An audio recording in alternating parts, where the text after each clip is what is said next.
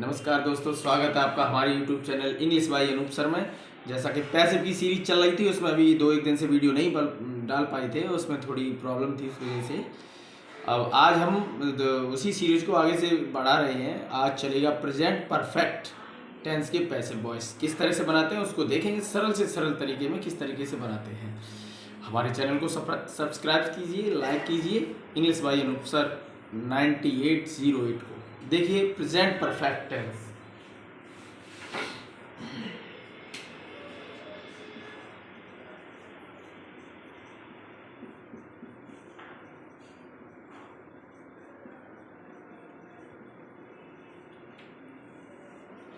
Present perfect tense के active को कैसे लिखा जाता है पहले उसे हम देखेंगे, फिर उसका पैसिव का स्ट्रक्चर देखेंगे। क्या स्ट्रक्चर होता है एक्टिव जो होता है इसका, यानी कि टेंस जो होता है वो किस तरीके का होता है। सबसे पहले लिखा होता है सब्जेक्ट, जिसे क्या बोलते हैं, कर्ता। उसके बाद में हैज या हैव। उसके बाद में वर्ब की वर्ब इन थर्ड फॉर्म, यानी क्रिया की तीसरी अवस्था। थर्ड फॉर्म भी इसे लिखें, समझ में आएगा। उसके बाद में होता है ऑब्जेक्ट, यानी कि कर्म। और अंत में होता है, ये होता है अन्य शब्द, अदर वर्ड, अन्य शब्द। अब इसका पैसिव का स्ट्रक्चर किस प्रकार का होता है प्रेजेंट परफेक्ट का, वो इस तरीके का होता है। पैसिव जब इसका बनाया जाता है तो सबसे पहले ये कर्म ऑब्जेक्ट आगे आता है। ये पहले ही शुरुआत में ही हम बता चुके थे आपको, ये कर्म। उसके बाद में क्या हो जाता है, इसमें जो हैज हैव है वो इसके अकॉर्डिंग, यानी कर्म के अकॉर्डिंग बदली जाएगी। यानी कर्म जो आगे ले आए हम, अब इसके अकॉर्डिंग हैज या हैव लगाएंगे, प्लस अपनी तरफ से बीन और जोड़ देंगे, बीन। फिर उसके बाद में वर्ब की थर्ड फॉर्म,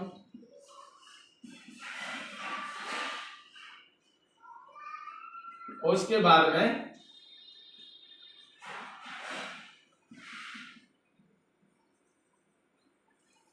में क्या होता है, ये अन्य शब्द यानी अदर वर्ड जो लिखे हुए हैं ये लिख देंगे। और फिर जब कुछ नहीं बचता है तो बाई, और ये आगे वाला सब्जेक्ट पीछे चेंज करके।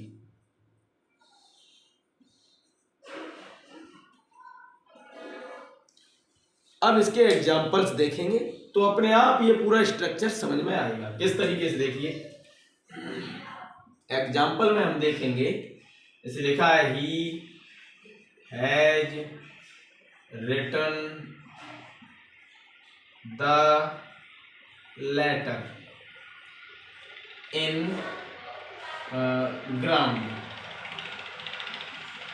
ये लिखा हुआ है, ये क्या है, एक्टिव।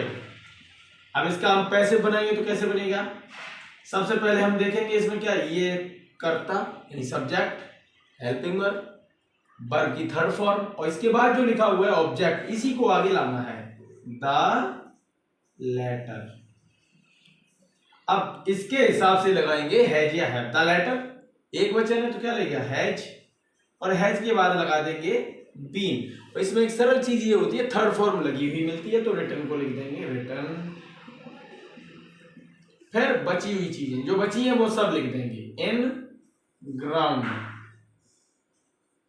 जब कुछ नहीं बचता है तो अपनी तरफ से लगा देते हैं बाई, और जो सबसे आगे लिखा हुआ है इसको बदल के ही का क्या कर देते हैं पैसे में, ही का हेम। ये सब लिखा चुके थे, ही का हेम, सी का हर, दे का देम, आई का मी, ये हो। अब जैसे एक और एग्जांपल दूसरा देखते हैं, जैसे लिखा है you have done this work now. ये लिखा है you have done this work now. अब क्या करना है, इसमें हमें ऑब्जेक्ट लाना है आगे। ये तो हेल्पिंग वर्ब है, और हेल्पिंग वर्ब के बाद जो लिखी वो मेन वर्ब है। वर्ब के बाद वाली चीज को आगे लाना है, दिस वर्क। तो दिस वर्क को लिखा आगे, दिस वर्क। दिस वर्क देखेंगे सिंगुलर है कि प्लूरल है, एक वचन है, यह है कार्य। एक वचन है तो क्या लगेगा, हैव तो लगेगा नहीं।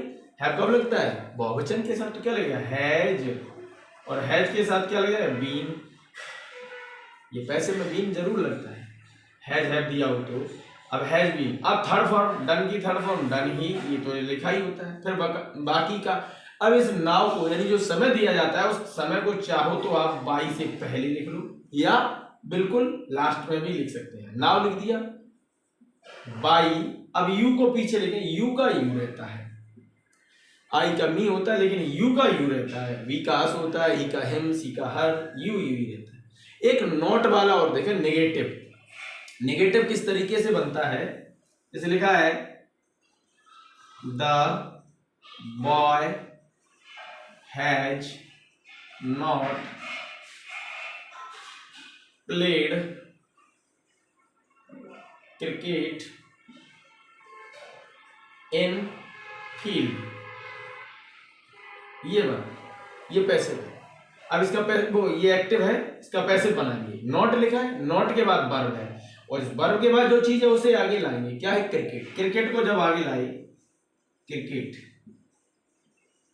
अब क्रिकेट क्या एक वचन है, क्या लगेगा? हैज ही लगेगा इसके साथ भी, हैज। अब अगर नॉट या नेवर जो भी दिया गया होता है तो उसे पहले लिखते हैं, तब बीन लगाते हैं।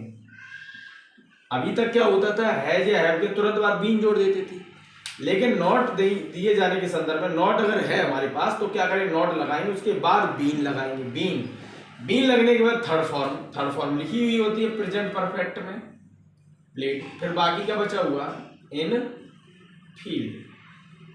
जब कुछ नहीं बचा तो क्या लगा देंगे, बाई, और आगे वाले सब्जेक्ट को यानी द बॉय। द बॉय को चेंज करेंगे ही नहीं, ये वैसा के वैसा ही रहेगा। क्लियर? अब ये हो गया सिंपल, यानी कि बिना नॉट वाला और नॉट वाला। अब करते हैं हम इंटेरोगेटिव। इंटेरोगेटिव में क्या होता है, प्रेजेंट परफेक्ट हो या कोई भी सेंटेंस हो, इंटेरोगेटिव में या तो हेल्पिंग वर्ब सबसे आगे होती है और नहीं तो क्वेश्चन वर्ड से शुरुआत होती है। तो पहले क्या होता है, क्वेश्चन वर्ड, फिर हेल्पिंग वर्ब। हर हाल में हेल्पिंग वर्ब सब्जेक्ट के पहले आएगी, और हेल्पिंग वर्ब अगर सब्जेक्ट के पहले लिखी है तो पैसिव में भी यही रूल्स रहता है, हेल्पिंग वर्ब हमें पहले ही लिखनी है, बाकी सब वही रहता है। एग्जांपल्स देखेंगे उसका भी। जैसे लिखा है has she called me in the college, और क्वेश्चन मार्क ये है। अब इसका पैसिव बनाएंगे तो हेल्पिंग वर्ब अगर पहले एक्टिव में लगी है तो पैसिव में भी हेल्पिंग वर्ब पहले ही लगेगी, लेकिन लगेगी किसके अकॉर्डिंग, जो पीछे से ये ऑब्जेक्ट उठा के आगे लाएंगे उसके हिसाब से लगेगी। अगर ये बहुवचन में होगा, प्लूरल में होगा तो हैव लगाएंगे, और अगर सिंगुलर यानी एक वचन में होगा तो हैज लगाएंगे। तो मी को जब आगे लाएंगे तो ये चेंज होके क्या हो जाएगा, आई पीछे जाता है तो मी को जब आगे लाते तो आई। ये वैसे बता चुके हैं हम, पहले ही वीडियो से बता रहे हैं, बार बार बता रहे हैं, लिखा भी चुके हैं, तो उसमें देख सकते हैं। मी को जब आगे लाएंगे तो क्या होगा, यहाँ पे आई हो जाएगा। अब आई के अकॉर्डिंग क्या होता है, आई फर्स्ट पर्सन का होता है, इसलिए इसे सम्मान के तौर पर इसके साथ हैव लगाई जाती है। तो वो हैव कहाँ लगेगा, पहले लगेगा। क्यों लगेगा, जब हेल्पिंग वर्ब पहले एक्टिव में लगी होगी तो पैसिव में भी लगानी है, ये नहीं। तो हैव आई, अब लगाने के बाद सब्जेक्ट लगाने के बाद बीन लगेगा, बीन, हैव आई बीन। अब बीन लग गया तो रूल शुरू से पढ़ रहे इसमें, बीन के बाद थर्ड फॉर्म लगती है तो बीन के बाद यहां भी लगेगी कॉल्ड। फिर बचा हुआ सब कुछ, क्या बचा है, इन द कॉलेज, तो इन द कॉलेज। जब कुछ नहीं बचा तो लगाएंगे बाई, और इस सब्जेक्ट को पीछे लिखेंगे, सी को जब पीछे लिखेंगे क्या हो जाएगा, हर, और क्वेश्चन मार्क। ठीक है, अब क्या करते हैं, क्वेश्चन वर्ड अगर दिया गया हो, जैसे यहाँ पे दिया जाता है भाई दिया जाता तो वो भाई वैसा ही रहता है। एक देखते हैं एग्जांपल उसका भी, why have you ploughed the field,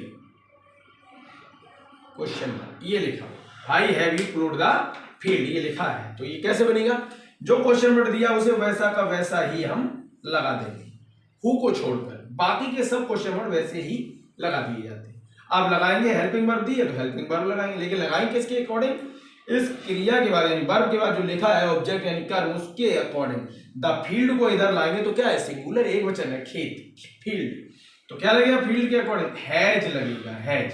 अब लगाएंगे द फील्ड।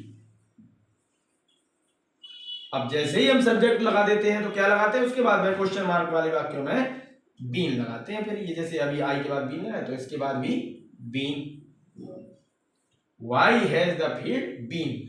बीन लगाने के बाद में क्या होता है, वर्ब की थर्ड फॉर्म वही लगा देंगे, लोड। फिर अदर वर्ड इसमें है ही नहीं, जब नहीं है तो क्या करेंगे, बाई, और आगे वाले सब्जेक्ट को पीछे, यानी कि यू को जब पीछे लिखेंगे यू का यू ही रहता है।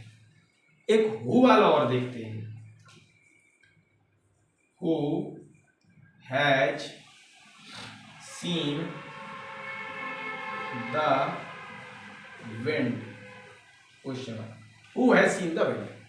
शुरू से मैं बता रहा हूं आपको, आपने वीडियो में देख सकते हैं कि जो हु है, हु को क्या कर देते हैं, बाई हुम, हु का क्या कर देते हैं, बाई हुम। जब बाई हुम कर देते हैं तो इस सेंटेंस में फिर आगे बाई लगाने की जरूरत नहीं होती है। हु क्या होता है, एक सब्जेक्ट का काम करता है, तो हु का क्या कर देंगे, बाई हुम।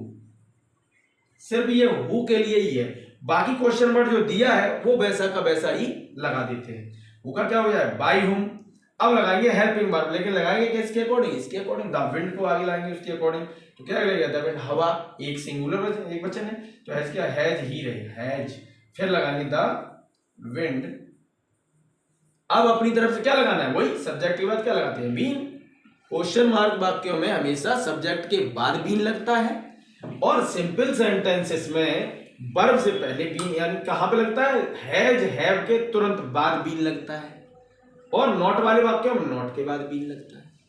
बिल्कुल साधारण वाक्य जो पॉजिटिव वाक्य होगा उसमें हैज हैव के जस्ट बाद बीन, फिर थर्ड फॉर्म पैसिव में। फिर पैसिव में नॉट अगर लगी हुई है, हैज नॉट, हैव नॉट, तो have not been, has not been. Interrogative में क्या होगा, हैज हैव लगेगा, फिर सब्जेक्ट लगेगा, फिर बीन, इस तरीके से। तो हैज लग गया, सब्जेक्ट लग गया, अब क्या लगाएंगे, बीन। फिर थर्ड फॉर्म तो वो वर्ब है ही, सीन।